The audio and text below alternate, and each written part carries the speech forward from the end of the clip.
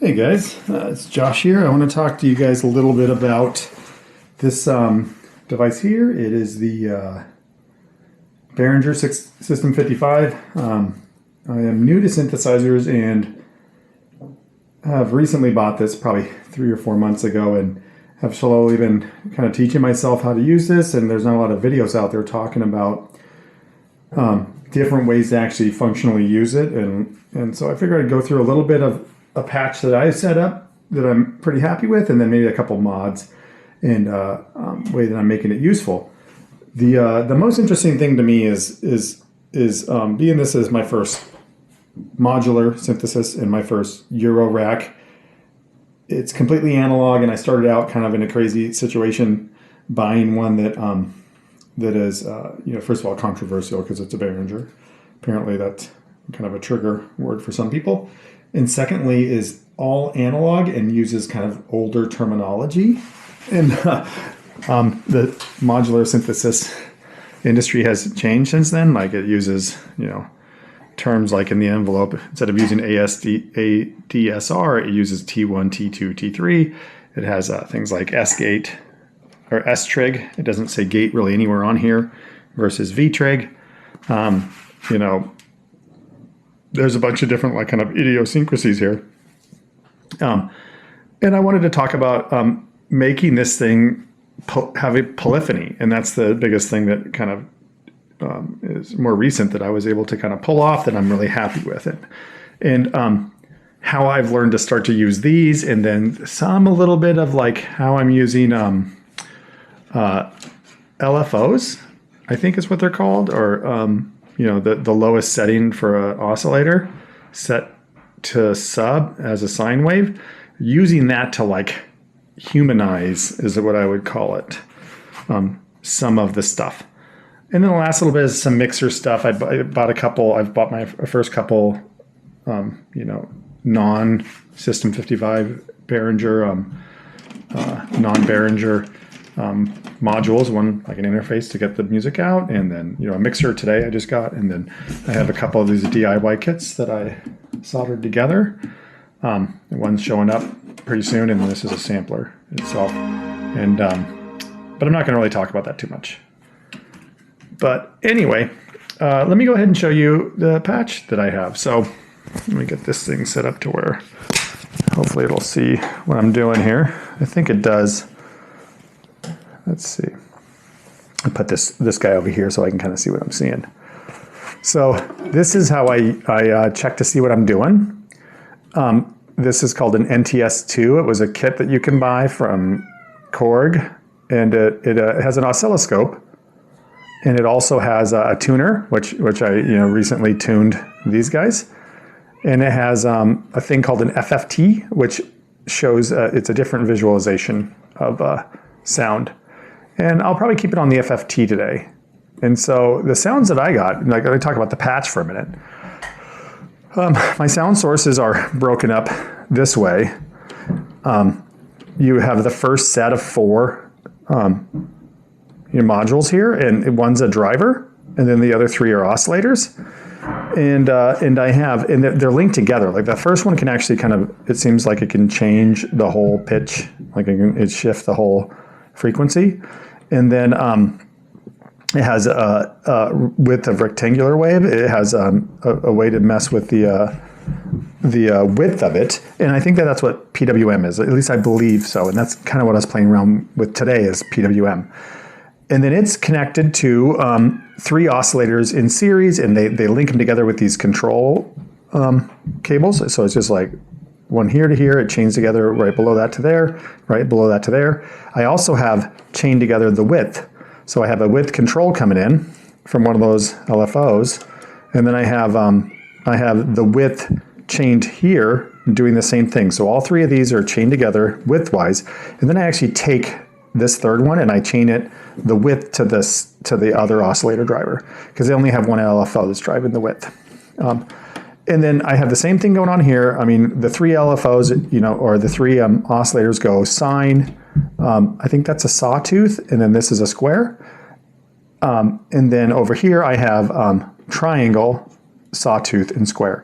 So the difference is I have a sine on this one where I don't have a sine on this one. And then I didn't want to have such a low end sound, so I have you know, some low end like the 16 and 16, and then I have an 8 for the sine wave. It brings some full sound into it. And then over here I have 3/16s. I have them all tuned together, and I have this setting right here to set to the middle. I don't have it set to weak or strong. I think that syncs how close to the tuning of the oscillator driver or the previous one it's linked to, like how strong it keeps the tuning to that. And then, so that's the signal path for the sound source. Over here, this other one, the System 55 comes with 2 and this 1, right? It's a Behringer 921, which is I think a Moog 921. The top one, all of it here, this bottom set and this side over to here is 1 oscillator, and I have that set to sub, which makes it a LFO, I think. And then this changes the scale and what it would do if you change this. And it's either semitone or full octaves. And I have it set to a semi, which brings it down a little bit from the lowest setting. And then this aux waveform output sets another one right here, and you can control the level that it goes out. So this is coming out at full level, so you can kind of attenuate it, right, to like half level on the output here. And then this is actually going. I'm chaining them together. I heard this in this store in Manhattan called Control. They talked about, you know, adding random by taking a sine wave or an LFO and feeding it into the frequency of another LFO, and then taking that output out there. But I've actually had this one in this patch going up here too, and I was controlling, I was taking this and I was using it over here to control the pulse width, and I'll start with that, and then I'll move it back to actually modifying the low pass filter. So that's my sound generation. The sound goes into these mixers. I have 2 mixers here, and each one of those mixers, I have 3 of them are being taken up by these 3 that are in parallel. And then I take the output of these 2, and I go over here, and I have it going to a VCA. And this took me a while to figure out how that works, but you take the output of always on oscillators, and you put them into the signal in of these voltage controlled amplifiers, and pretty much when you're not pushing the key and the envelope isn't triggering, it'll have no sound. It'll be below the sound floor. And then you take the output of these signals, and I'm running the output of these into this other mixer because I want to have everything go through a low pass filter, right? So this mixer down here has the output of both of these sets of oscillators. After it goes through the VCAs, it goes over here and it feeds into this low pass filter, which then goes out to my chord because I want to see the waves, right? And then that chord goes over here to this new mixer I got, which has, this is a whole nother story. This these Blood Cells audio, it's the Assault and the DO mix. So envelope generators, what are they? So over here, MIDIs, everything's gonna be controlled from this keyboard up here. And then this MIDI to CV converter is set to Polyphony. There's a trigger on the back, and you can say multiple notes, and I have it set to that. It comes by default from Behringer in mono. So I have 2 CV outputs on this, one controlling this set of oscillators and one controlling this set of oscillators. And the reason why that's important is because when you have it in polyphony mode, it's not going to send the same to both like a mult. You want to have it going separately to each set. This is going to drive one note, this is going to drive another. The other side of this, these S-trigs, these triggers, I have them set to S-trig, or no, V-trig, because it is receiving V-trig from my Akai MPC 61 keys.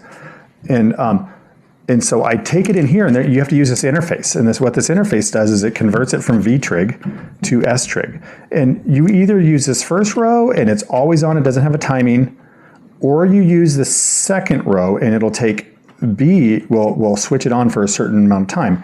And because I have things running through a delay trig, I didn't want to do that because it's kind of a race condition where you got to figure out the timing and match it to that, and also match it to the envelope, which is powering the VCAs. So I have them going into here, right? Both triggers separately, and then I have the output of these 2 going to this dual delay trigger.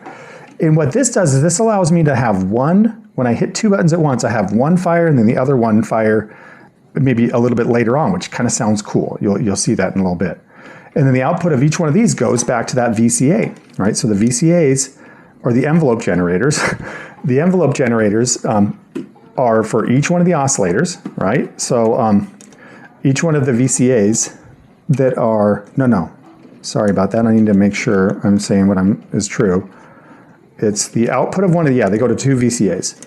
In these VCAs, it'll turn on based on the envelope. And I try to mainly have these the same. I mean, it's kind of interesting to hear one of them kind of sustain a little bit longer than others. I think that might be kind of cool to have a delay on one of these envelope generators that will make it start a little later and actually sustain the note a little bit longer, right?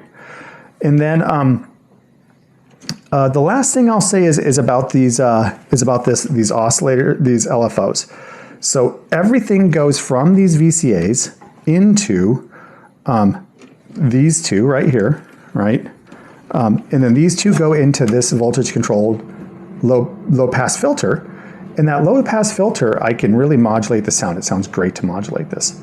And but I also can modulate it with one of these LFOs. So you see down here, this LFO goes into this attenuator, and then I have this knob that I can attenuate, and it goes back up here and it controls the low pass filter.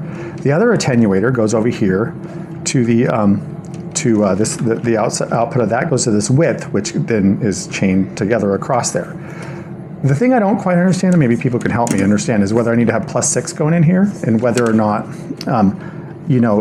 when you add it to 1, it seems to, if it'll keep 6 volts on all of them, right? So I have no +6 going in there, and so I've seen a lot of people use +6 to the top side of this, and they put what they want to control on the bottom side. So it starts with 6 volts, and they add, attenuate, subtract off of that 6 volts. So, and then that goes into this low pass filter, and then also goes into this pulse width modulation. So that's it. So here, I'm gonna go ahead and play. And the first thing I'll do is I'll play like a MIDI sequence, right? Because I have this set to MIDI, in my MPC. You can see I downloaded the packs from Splice, the MIDI packs from deadmau5. He produced and gave people some tracks to play with. So I'm going to go and play that here. You can see this first one is just single notes. If you listen, what you can hear is that, first of all, it sounds really fat, right, which is nice. But it's modulating without me touching anything. And what that modulation's coming from is this filter is being modulated by that auxiliary LFO. It's coming over here, and I can change this, and it'll affect it, that low pass filter. See? Just brought the low pass filter down.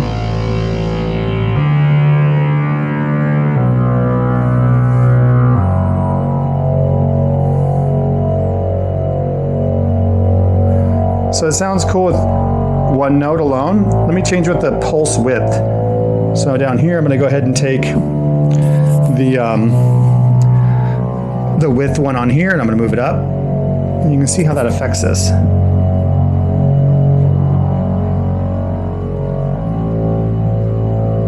Right? And then right now, because I'm only using, it's mono, because I don't have a second note playing at all, it's only the first one that matters. So I move it up, and then I'm going to start to dial this one a little bit, which is my pulse width. So the other thing I'll say is I can bring it down, give it a nice delay.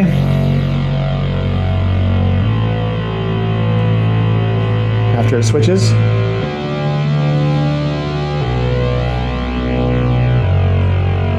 Okay, so that's that. But how did I get polyphony? That's what I created this video for, 15 minutes in, so I haven't talked about polyphony. So I can play these notes, and you can hear, get the right sound.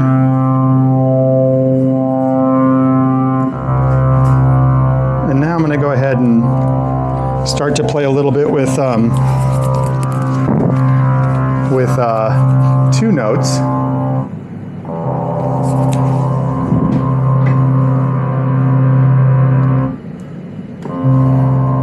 See, that delay's kicking in. Now, if I keep my fingers down, I can switch.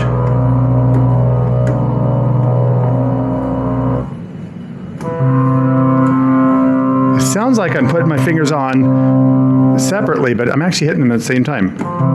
It's that delay. So I'll bring the delay down.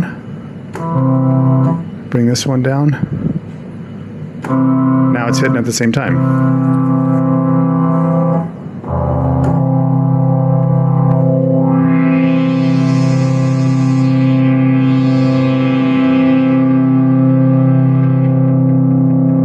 Start to modulate this.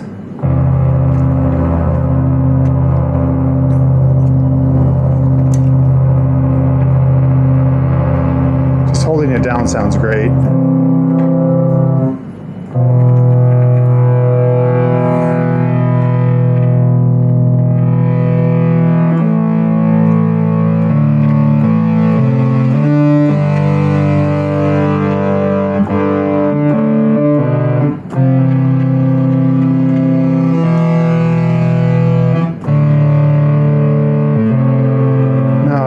This too, and that'll change how it's sounding.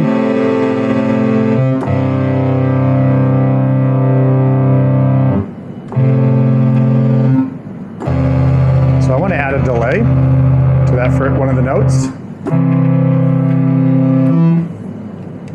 Maybe. Oh, that's a good delay. Here, listen.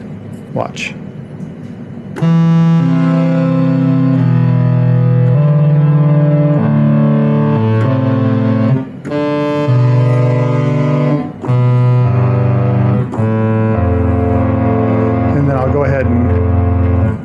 What I want to do now is make it to where the note sustains longer and has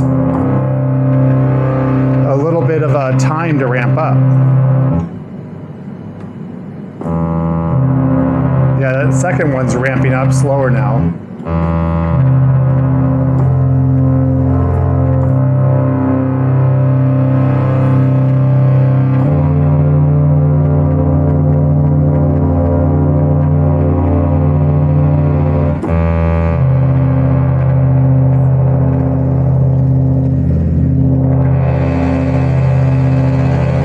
Now, I think that sounds great, but one of the things I would like to do is kind of tighten both these up and start to use the pulse width.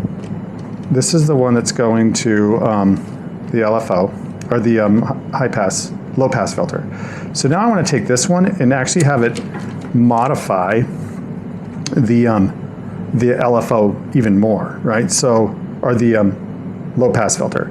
So I put it in this frequency control inputs.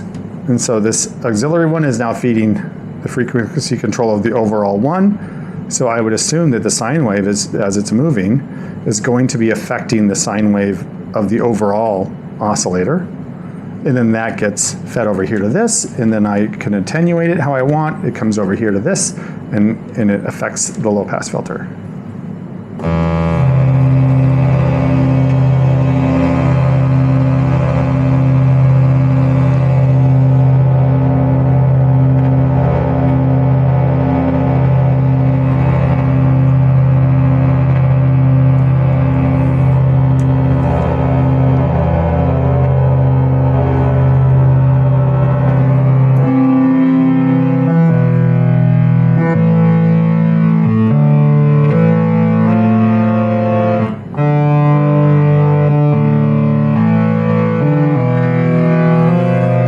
Muffled now.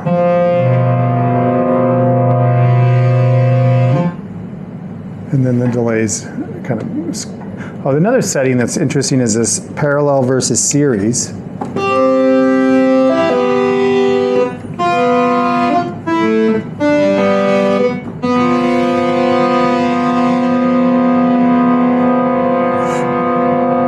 got to bring down the voltage on this a little bit.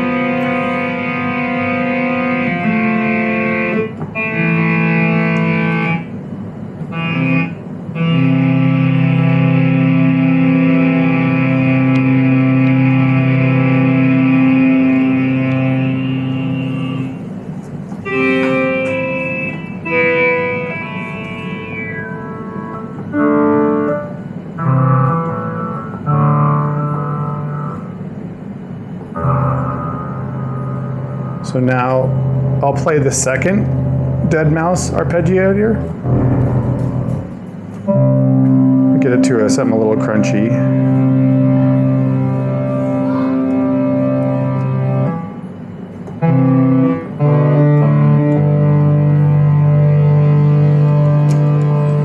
Maybe do the rectangular width. And then have this modulating here. And I'm going to put this 6 volts on this. So this is attenuating. This one down here is going to attenuate those oscillators. This one is going to attenuate itself, so which is going to the LFO. So, and then I'll go over here and switch this to the ARP, because it has a lot of chords.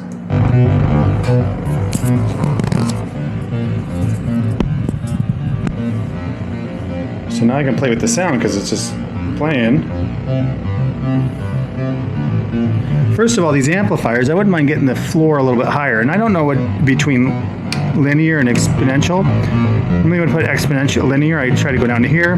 Timing needs to be tight because this is going really fast. So bring these guys down. And then I'll try to mess with this width. See how this affects it. Oh, you can hear that.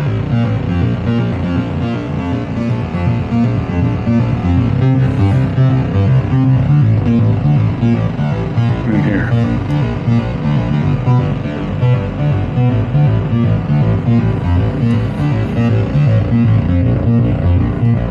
Right there's the sweet spot.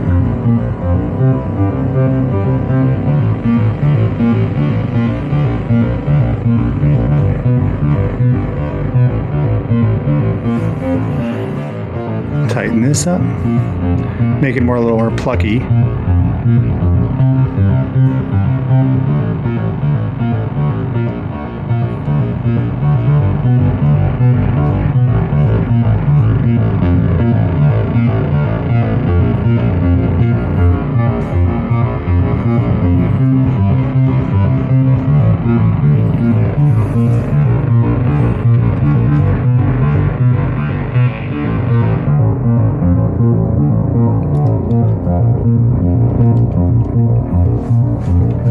Now watch this.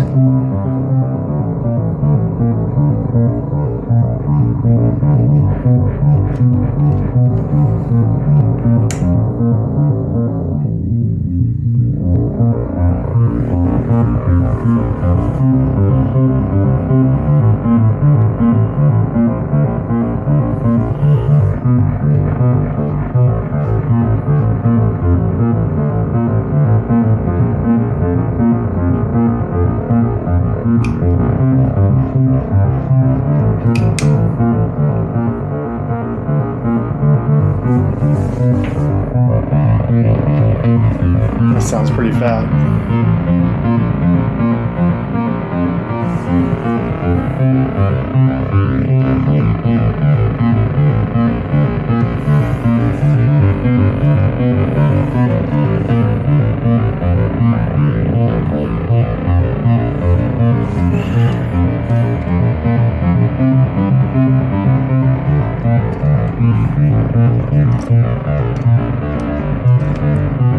Give myself some high notes over here.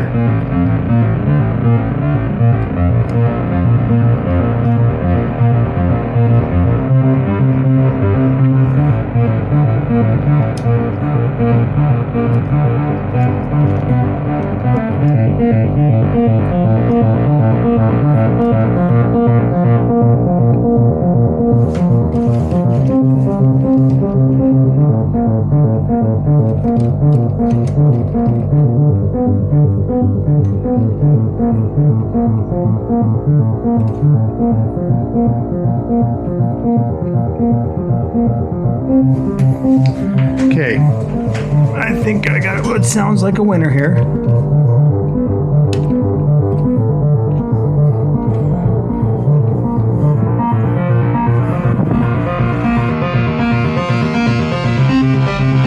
It's really wide.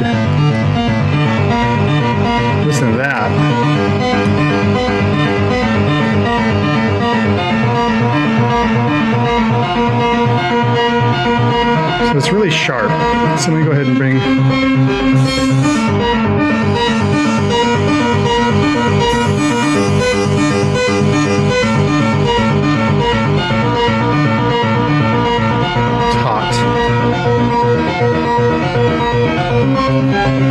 sound a lot better.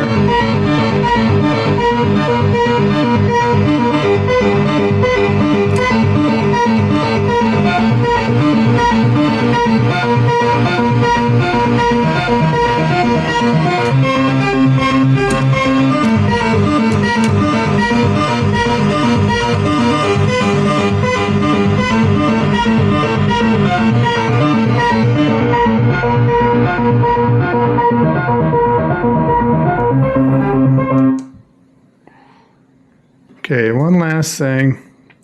So I'll get it back to hot. Bring this back out here.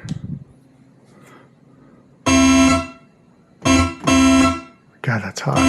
Why is it so hot? It's coming hot out of here. It's probably the amp and the fact that this is down. So let's bring the amp down. Yeah. Yeah. See, that exponential is too high at 2. So bring the amp down to line 1. 1. Okay. No background hum. Still hot though. So let's see. I can turn this down here.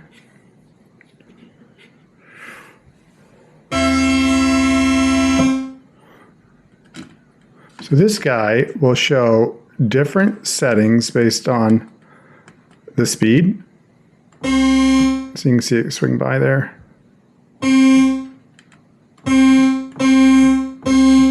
And then also the vertical size. So I probably need to bring it to like 2.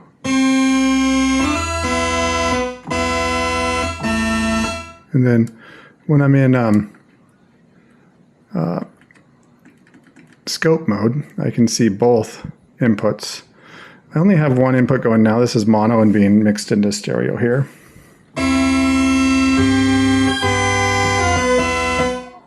You can kind of, when I go here, I want to see it more. So fast. Kind of in this range. Too much. I think 100 is a sweet spot there. Bring this over to here.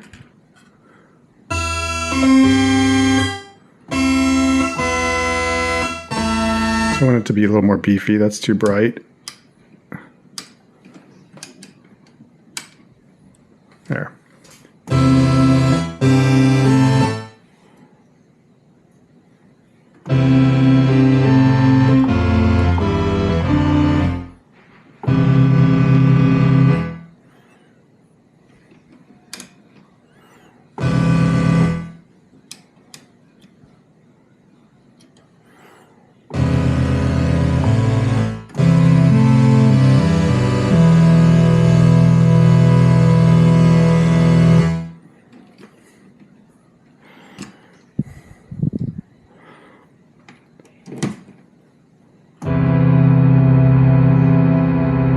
See if it modulates some here.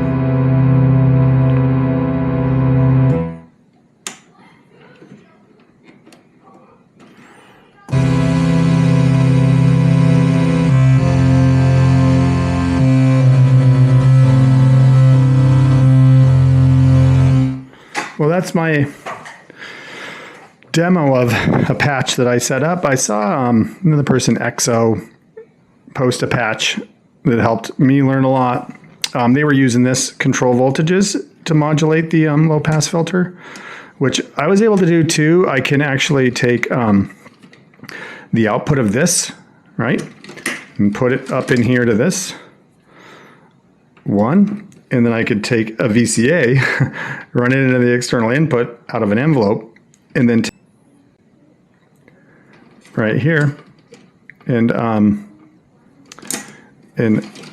run that here like this, and it actually sounds pretty good as well. And I can hit these buttons to control it, right? So you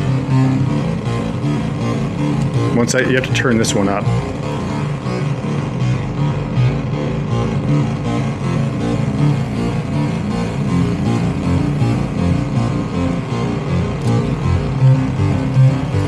chord like this.